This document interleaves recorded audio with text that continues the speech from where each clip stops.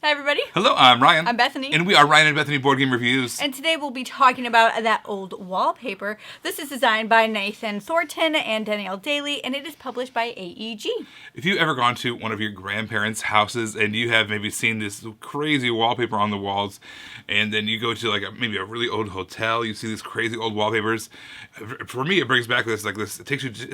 It's just the wallpaper itself is like a time warp, right? Stepping into a different time period in history, even if it's only a few decades old, right? I feel like it's the beginning of a horror movie. Well, that too, if you want to go that direction with it.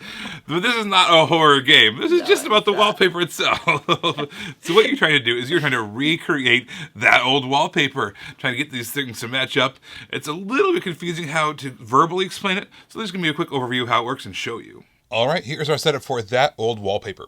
We've got a large stack of cards, we've got different player colors, and each player is going to have their own player deck as well. Then over here we have some hazy memory cards. Those are going to be given out as basically consolation prizes whenever you lose a bid. What we are bidding on is these pieces of wallpaper. So what we're going to do is, based off of the number of players, we're going to set out a row of cards. Now when we see that red oval, what that means is we get to put an additional card in that column. So that's what we're drafting on. We're going to draft that column, or this column. So what we're going to do is we're going to draw the top 5 cards off of our deck, and we're going to look at them, and we're going to see which ones we want to play. Also, I want to point out that there is kind of a purple diamond in the middle of that middle card there. That's kind of a set collection piece. You want to grab as many of those different shapes as possible. At the end of the game, the more variety of those shapes that you have, the more points you're going to get. Alright, so here's our hand of cards. Basically, every player is going to choose one of the cards in their hand, and they are going to play it face down. What's going to happen is whoever played the lowest card is going to take the leftmost card from the row. And then whoever played the most cards in the middle is going to play that one. And whoever played the highest card is going to take this stack of cards. The middle one's looking pretty good because it's got that diamond. However, one thing I want to point out is those red ovals there. Those are actually going to be negative points in the game. Whoever has the most of those is going to take a 2-point hit. Whoever has the least of those is going to get a 2-point positive bonus. So those are kind of tricky. You get extra cards, but you might get a penalty later on as well. Let's go ahead and play an 8. That way it's kind of in the middle of those two areas. We might get that one, we might get that one. Either way, we're okay with it. Every other player is going to submit their cards as well, and then we're going to reveal them simultaneously. Okay, so the purple player is going to take that first card. The green player is going to take that middle card. We played the 8, which is the highest card, so we're going to take both of those cards, and then we're going to put them in our tableau. Whenever you see these kind of gold foil pieces of the tile like that, those are wild. So that does count as completing this red shape right here because that is a wild. So now let's get into the scoring a little bit. Basically what we're trying to do is there are 4 different colors / shapes. And what we're trying to do is we're trying to get pairs of them. So we've got these larger red shapes and then we also have the smaller red shapes. What we're going to do is we're going to score based off of whatever we have the least of in that particular color. So let's say we have 3 of the large reds and we only have 2 of the small reds. We're only going to get 2 sets then because 2 is the number that we have the least of in that particular color and shape. As far as placement goes, you can place things that do not match next to each other. It doesn't cost you anything. However, it does not give you any points as well. So you might be better off trying to find another place for it that gives you a match unless you have no other choice. You can place cards on the board wherever you want as long as it's touching your very first card that you played. Alright, let's show another round here.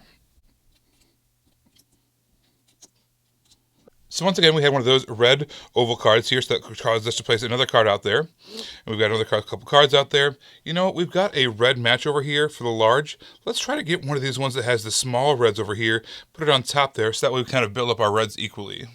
Now we've only got 4 cards in our hand, so what we're going to do is we're going to draw one more from our pile. Alright, so let's go, lock it in. Let's put the 10 in there. That gives us our best shot of getting that final card there in the end. Alright, so we've got our cards submitted. Everybody else is going to submit their cards as well. And then we are going to flip them over and assign the columns. Oh man, it looks like everyone really wanted that final card. Now we have to kind of do a little bit of a tiebreaker. The lowest card belongs to the 9, believe it or not. So they're going to get those 2 cards over there. And then we have a tiebreaker between the yellow and the green players. Basically, this is where these circles come into play. Whoever is the leftmost circle is going to be able to break that tie. So in this case, that means that the green player is going to get whichever one they want. They really wanted this one, so they're going to take it. Now the yellow player, which is me, basically we do not get to have that remaining pile. So even though purple took this, and the green took the one that we wanted, this is actually going to stay out there. But that doesn't mean we don't get anything. For one thing, the green player who won the tiebreaker Their token is going to be put on the end, so later on, they're going to be the least likely to win a tie. And what we get is we get one of these hazy memory cards. They're double-sided, and they are wilds. There's a single wild like that, or there's a single wild on the long side. What we're going to do is we're going to hold on to that off to the side until the very end of the game, and at the end of the game, we're going to be able to place that wherever we want in order to try to finish off one of our sets and make something score. So we didn't get the card that we wanted. However, we still got a card that's going to be able to help us out later on in the game in order to get us that match that we were desperately needing. So that is how the game is going to go. We're going to play 3 different rounds. Each round, we're going to play 5 of our cards. So basically, you're going to have 15 total turns. At the end of the game, you're going to get points based off of your small and large sets. So for instance, these green symbols, for each one of those that you had, you were going to get 2 points. A pair of points for the reds, a pair of points for the blues, a pair of points for the yellows. You're also going to get that set collection thing I mentioned for the purple symbols. There's 4 different symbols in the game, and the more you collect, the more points you're going to get. Again, your ovals are going to come into play. Whoever has the most of them is going to get a negative 2 points. And finally, whoever's on the far left over here is going to get 2 extra points as well. You're going to add up all of your points, and whoever has the most points wins the game. There is a 2-player variant as well. Basically, you play with a third deck of cards. And every turn, you're going to flip one of those cards over. That player can take cards away from you and mess things up just like a real player would do. They even have a token out there so they can affect tiebreakers as well.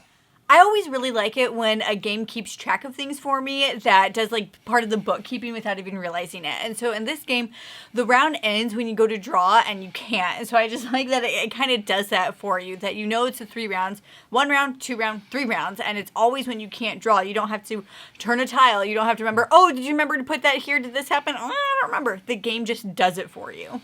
The way the bid resolutions work in this game is really neat and a lot of fun, and it's very, very simple, too. So basically, whenever you have a tie, you simply just see who's higher in this track. And then they go to the end, right? And then the person who won the tiebreaker, they get the thing that they wanted in the first place. But the other person's not out of it either. They don't get nothing, and then they lose their turn, effectively. Yeah. They get one of those hazy memory cards, which can be really, really powerful towards the end of the game, trying to make something happen, try to make it one of those numbers align with what you need. So the way it was resolved, I think, was brilliant, very, very simple, and just works great. There is so much thinkiness that goes into trying to get one of those middle ones. Like, because you're trying to remember what other people had played, and if you really want this one, what number is actually going to get there with what you have available? Oh my gosh.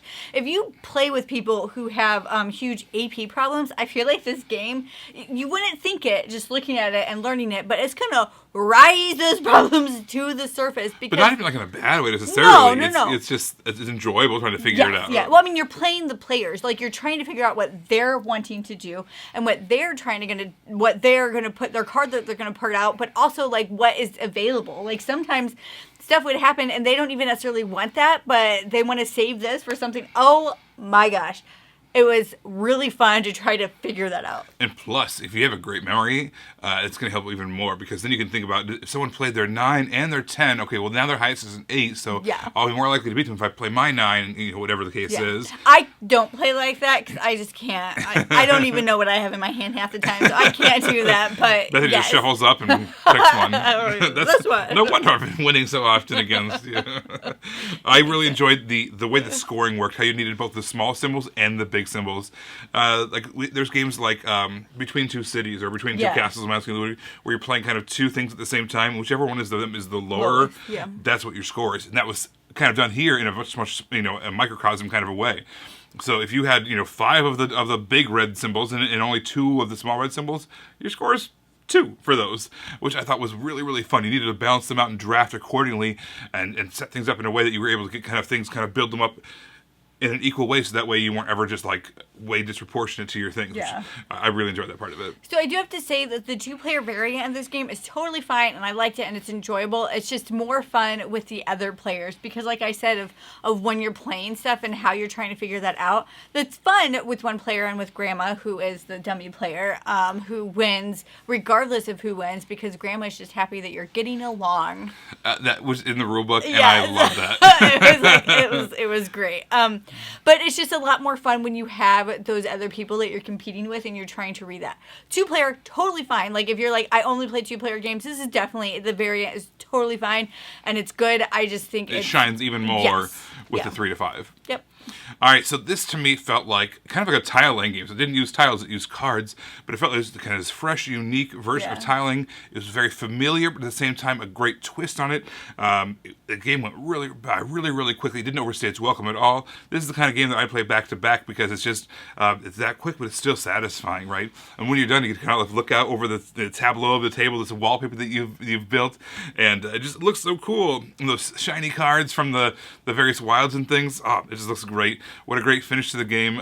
Even when you don't score as high as you wanted to or whatever, if you lose, it's still just a satisfying game no matter what. Yeah, I feel like this is a great game to introduce to new people because it's really simple. Like the rule set is super simple. There's a lot of good choices that you can make, but the rules are really simple and straightforward. So I feel like this is a great one to introduce to newer gamers as they're trying to figure out what their style of gameplay is. Well, everybody, thank you so much for watching it. Don't forget to subscribe so you can see our videos as they come out. Until then, you can follow us in all of these places. You guys, thanks for watching, and we will see you next time. Bye.